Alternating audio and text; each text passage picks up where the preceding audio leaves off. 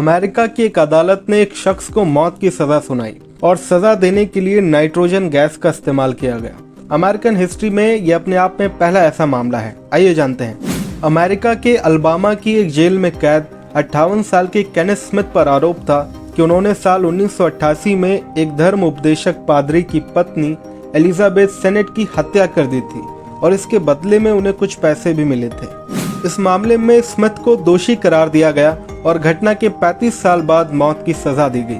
लेकिन इस सजा पर अमल करने के लिए जिस तरीके का इस्तेमाल किया गया उसने एक नए डिस्कशन, एक नई कंट्रोवर्सी को जन्म दे दिया।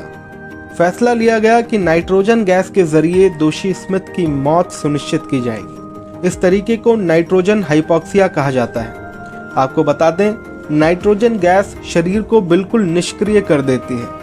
फेस मास्क के जरिए शरीर में 100% नाइट्रोजन गैस भेजी जाती है, जिससे धीरे धीरे शरीर की सारी ऑक्सीजन बिल्कुल खत्म हो जाती है। जिस वक्त स्मिथ को सजा दी गई उस वक्त उनके परिजन भी वहां मौजूद थे।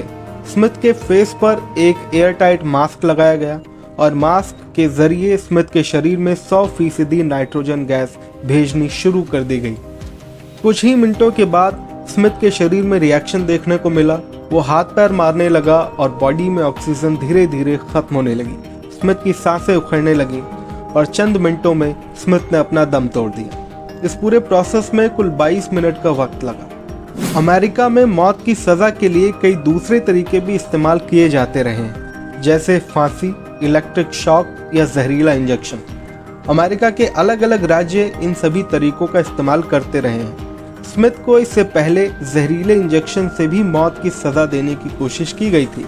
हालांकि इस वक्त उनकी नस नहीं मिल सकी, जिससे सजा टल गई। नाइट्रोजन वाले इस तरीके पर अमेरिका के व्हाइट हाउस समेत यूनाइटेड नेशंस के ह्यूमन राइट्स ऑर्गेनाइजेशन ने चिंता जाहिर की है और इस तरीके को गलत बताया है।